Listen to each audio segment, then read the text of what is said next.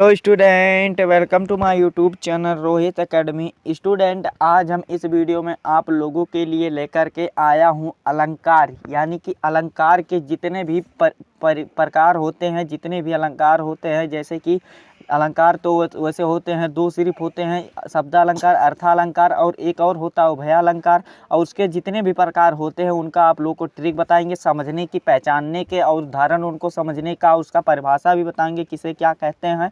आप लोग को कम समय में अधिक बताने की कोशिश करेंगे, बस वीडियो के अंत तक बने रहिए ये वीडियो। और इसमें आप लोग को रूपक अलंकार एंड अनुप्रास और यमक जितने भी अलंकार होते हैं सभी को इस वीडियो में बताएंगे। चलिए वीडियो को आप अंत तक बने रहिए, धैर्य बना करके। चलिए बता देते हैं आप लोग को। सर्वप्रथम बताते हैं कि अलंकार का अर्थ क्या होता है, यानी कि अलंकार का अर्थ क्या होता है आप लोग को ये सबसे पहले बता देते हैं।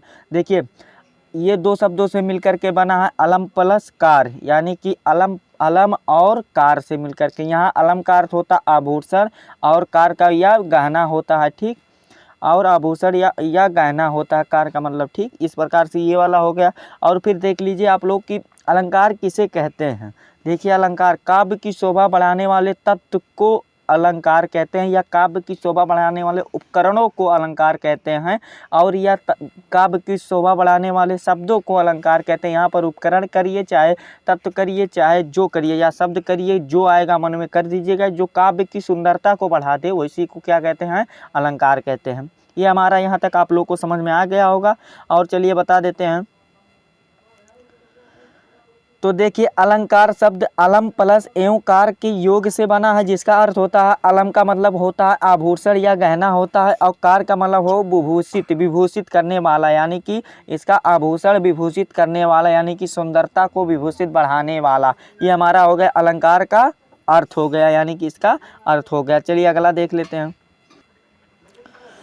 तो देखिए, यहाँ पर अलंकार जो होते हैं इसके तीन भाग होते हैं। एक होता है शब्दालंकार, जिसमें शब्द की प्रधानता दी जाती है, जिसमें शब्द स्पष्ट किया जाता है। अर्थालंकार, जिसमें अर्थों को बताया जाता है। और उभयालंकार, जिसमें दोनों को बताया जाता है, वही उभयालंकार होता है। तो इसके जितने भी प्रकार होते हैं, देखिए शब्दालंकार में कौन कौन से आते हैं। अनुप्रास आते हैं, यमक आते हैं, श्लेष आते हैं, पुनरुक्त आते हैं, विप्सा आता है, वक्त आते हैं। और ये वाला अर्थालंकार में कौन कौन सा आता है। उपमा आता है, रूपक आता है, उत्प्रेक्षा आता है, मानवीकरण आता है, विरोधाभास आता है, संदेह आता है, अतिशक्ति आता है, और उपयोग ये आता है, और उपमेय योपमा आता है, और भ्रमत मान आता है। तो ये वाला आता है। और संकर संश्लिष्ट आता है इसमें उभयालंकार में, और संकर आता है। तो ये वाला उतना वैल्यू नहीं है जितना ये वैल्यू है। चलिए आप लोग को सभी को इस वीडियो में बताएंगे, ट्रिक से समझाने की कोशिश करेंगे एंड बताएंगे। वीडियो के आप कंटिन्यू बने रहिए, ठीक। तो देखिए, आप लोगों को यहाँ पर एक बात बता दें कि अलंकार के भेद जो होते हैं, अलंकार के दो भेद होते हैं। अलंकार के दो भेद होते हैं, कौन कौन से। एक होता है शब्दालंकार, एक होता है अर्थालंकार, ठीक। आप लोग को वैसे एक और होता है उभयालंकार, तो उसको आप लोगों को नहीं। मुख्य रूप से जो होते हैं अलंकार के दो भेद होते हैं, शब्दालंकार और अर्थालंकार, ठीक। और देखिए, अर्थालंकार में जो पहला अलंकार आता है आप लोगों का उपमा अलंकार आता है। क्या आता है, उपमा अलंकार आता है। और इसका परिभाषा क्या होता है, इसका ट्रिक क्या होता है। देखिए कि जब पंक्ति में योजक चिन्ह, यानी कि जोड़ने वाला चिन्ह, यही योजक चिन्ह होता है हमारा, ठीक। योजक चिन्ह शब्द आए और सासी से सरिस आए तो उपमा अलंकार होगा, ठीक। समझ गए ना ये वाला। देखिए, अगर आपको कोई भी मतलब उदाहरण है या एग्जाम्पल है, तो उसमें अगर ये आता है योजक चिन्ह, ये वाला आता है जोड़ने वाला, जैसे माता पिता वाला आता है, ये वाला आता है भाई बहन आता है योजक चिन्ह आए, तो शब्द सासी से, यानी कि सासी से अंत उसका हो जाए, ठीक। और सरिस सरिस आए वो उपमा अलंकार होता है, ठीक। ये उपमा अलंकार किस प्रकार से, एग्जाम्पल को कैसे समझेंगे। एग्जाम्पल को इस प्रकार से समझ लेंगे कि जैसे मुख चंद्रमा सा सुंदर है, कर कमल का सा कोमल। तो यहाँ पर देखिए, सा चंद्रमा सा यहाँ पर योजक चिन्ह भी है, सा भी है, ठीक। योजक चिन्ह के साथ साथ क्या आता है, सासी से सरिस आता है, ठीक। यानी कि मुख चंद्रमा सा सुंदर है, कर कमल सा कोमल। तो ये उपमा अलंकार की प्रधानता, उपमा अलंकार का एग्जाम्पल है, उदाहरण है। एक एग्जाम्पल को और आप लोगों को बता देते हैं। और जो ये उपमा अलंकार है कि उपमा अलंकार वाला भी देख लीजिए कि जैसे उदाहरण दूसरा जो है एग्जाम्पल कि कर कमल सा कोमर मखमल के झूले पड़े हाथी सा टीला। तो ये वाला हो गया हमारा उपमा अलंकार हो गया। तो इसका वाला एग्जाम्पल देखिए कि कर कमल सा कोमल, यहाँ पर योजक चिन्ह आ गया यानी कि उपमा अलंकार है। मखमल के झूले पड़े हाथी सा टीला यानी कि सा योजक चिन्ह भी है और यहाँ पर भी कोमल का योजक चिन्ह है यानी कि ये उपमा अलंकार होता है। आशा करते हैं ये हमारा पहला समझ में आ गया होगा। चलिए अगला और देख लेते हैं। और जो अर्थालंकार में आते हैं, अर्थालंकार में पहला जो दूसरा आता है रूपक अलंकार आता है। अर्थालंकार के जो मतलब रूपक अलंकार उसका अंग है, प्रकार है। तो ये जो आता है इसमें क्या है कि जब पंक्ति में केवल योजक चिन्ह आए और शब्द सासी से ना आए तो यो रूपक अलंकार होता है। किस प्रकार से, यानी कि यहाँ पर देखिए क्या कहने का इसका तात्पर्य है उसका, यानी कि थोड़ा उल्टा है। क्या, अगर यमक अलंकार आप लोग को समझ में आ गया तो ये वाला भी आ जाएगा। यानी कि योजक चिन्ह इसमें आता है, जोड़ने वाला चिन्ह आता है, लेकिन सासी नहीं आता है, इसीलिए यह रूपक अलंकार रहता है। किस प्रकार से देखिए, जैसे मैया मैं तो चंद्र खिलौना, यहाँ पर योजक चिन्ह है कि मैया मैं तो चंद्र खिलौना ली हूँ, यानी कि श्री कृष्ण वाला है मैया तो मैं चंद खिलौना ली हूँ। श्री कृष्ण जी कहते हैं अपने मैया यशोदा से। ठीक, तो ये वाला क्या है, रूपक अलंकार है। एक एग्जाम्पल आपको और बता देते हैं आप लोगों को।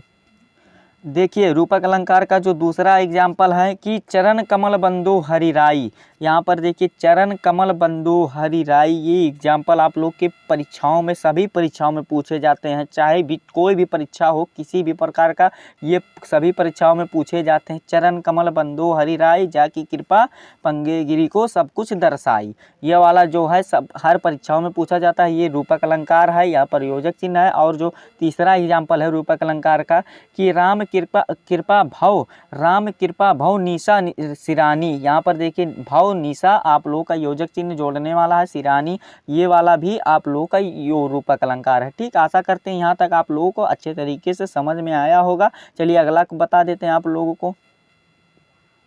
और जो हमारा तीसरा आता है अर्थालंकार में उत्प्रेक्षा आता है। उत्प्रेक्षा अलंकार ये वाला मतलब जो उसमें आता है उत्प्रेक्षा अलंकार है कि यदि पंक्ति में ज्यों, यहाँ पर देखिए इसका निशानी क्या है, इसका ट्रिक क्या है कि यदि पंक्ति में कोई भी पंक्ति हो उसमें आता है क्या, ज्यों मानो यू मानू जानू जान मनहू जनहू आता है, वहाँ उत्प्रेक्षा अलंकार होता है। जैसे एग्जाम्पल को समझ लेते हैं, समझ रहे हैं ना, इतना अगर शब्द आ रहा है, ज्यों आता है, मानो आता है, यूं आता है, मानू जानू जान मनहू जनहू आता है, तो वह उत्प्रेक्षा अलंकार होता है या कहते हैं। ठीक, कैसे एग्जाम्पल को समझ लेते हैं। जानू बरसा जनू बरसा ऋतु प्रकट बुढ़ाई, तो ये वाला देखिए क्या है, रूपक अलंकार उत्प्रेक्षा अलंकार है। और नेत्र मानो कमल, मानो आ गया आप लोगों का, मानो कमल है यानी कि उसका नेत्र यानी कि मान लीजिए कमल की सुंदरता जैसा है, ये वाला हमारा क्या उत्प्रेक्षा अलंकार हो गया। ठीक, और जो अगला उत्प्रेक्षा अलंकार का उदाहरण है क्या कि सोहत ओढ़े पीत पट श्याम सलोने गात, ये वाला भी उत्प्रेक्षा अलंकार है हमारा। और फिर मनहू नीलमणि सेल पर अताप परियो प्रभात, मनहू यहाँ पर आ गया और प्रभात ये आप लोगों का देखिए ये भी आप लोगों का उत्प्रेक्षा अलंकार है। ठीक, आशा करते हैं यहाँ तक समझ में आ गया होगा। चलिए आगे बढ़ते हैं, आप लोगों को बढ़ा देते हैं।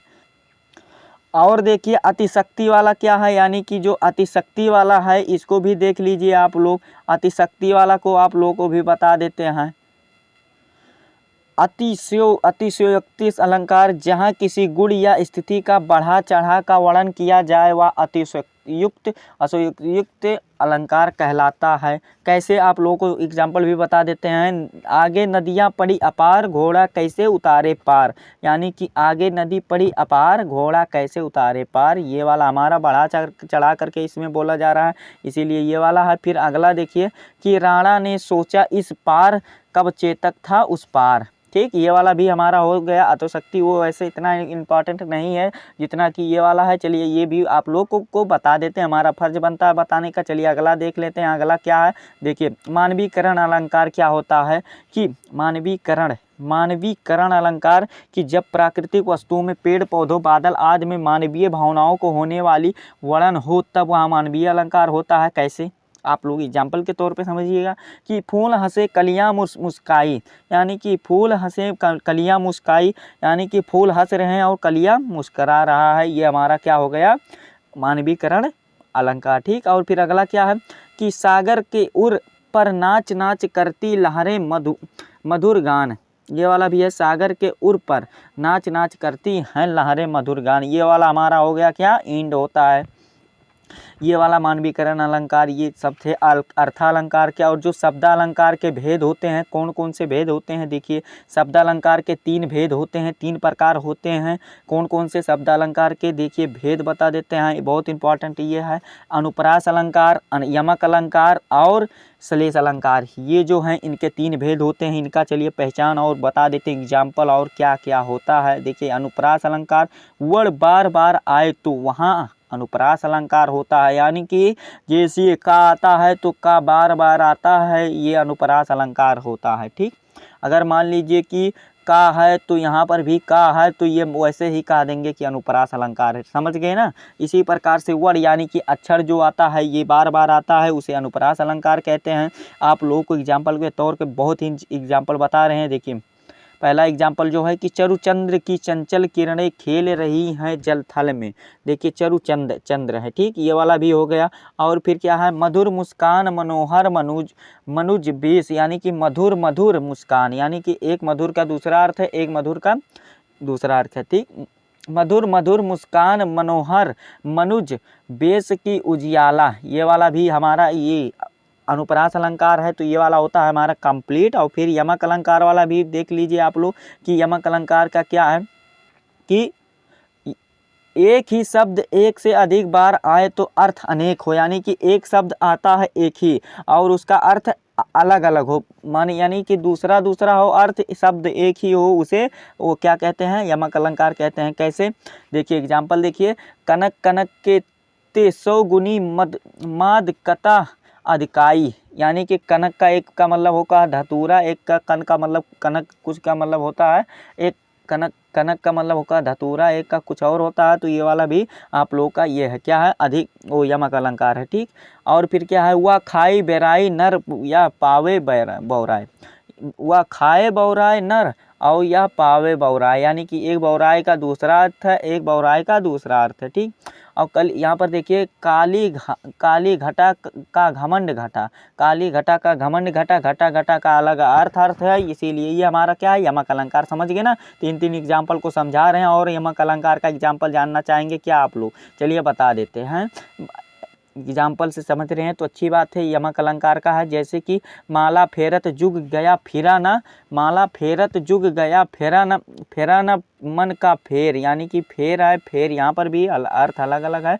और कर का मन डार दे मन का फेर, यानी कि यहाँ पर फेर अलग है, यहाँ पर भी फेर अलग है। ठीक, और अर्थ अलग अलग है, फेर एक ही है लेकिन अर्थ अलग अलग है। श्लेष अलंकार क्या होते हैं कि एक शब्द के क्या होते हैं, एक शब्द के अनेक अर्थ होते हैं। क्या क्या बात है, देखिए एक शब्द के अनेक अर्थ होते हैं। कैसे, एग्जाम्पल से के तौर पे समझिएगा कि रैमन पानी राखिए बिन पानी को सून, पानी गए ना ओ ब्री मोती मास चून। देखिए पहला जो अर्थ है मनुष्य का संदर्भ में है कि यानी कि इसका मतलब विम्रता है, और रहीम के रहे कि मनुष्य का रहे हैं कि मनुष्य हमेशा विनम्रता यानी कि पानी होना चाहिए। और पानी का दूसरा अर्थ है आभा, तेज या चमक से, जिसके बिना मोती का कोई मूल्य नहीं होता है, इसीलिए पानी को इसी प्रकार से होना चाहिए। पानी एक ही लिखा गया है लेकिन अर्थ इसका एक ही है, यानी कि एक शब्द के अनेक अर्थ होते हैं, श्लेष अलंकार कहते हैं। आप लोगों को देखिए इसमें अलंकार के जितने भी प्रकार थे एक ही वीडियो में निचोड़ तरीके से समझा दिए हैं, बता दिए हैं। आप लोगों को वीडियो कैसा लगा कमेंट करके ज़रूर बताइएगा। अगर आप हमारे चैनल पर नए हैं तो चैनल को सब्सक्राइब कीजिएगा और बेल आइकन को भी दबा दीजिएगा। और इस वीडियो को सभी स्टूडेंट के पास ज़रूर शेयर कीजिएगा, यही आप लोगों के लिए काम है। और चलिए मिलते हैं नेक्स्ट वीडियो में नेक्स्ट टॉपिक के साथ, तब तक के लिए जय हिंद, जय भारत, वंदे मातरम।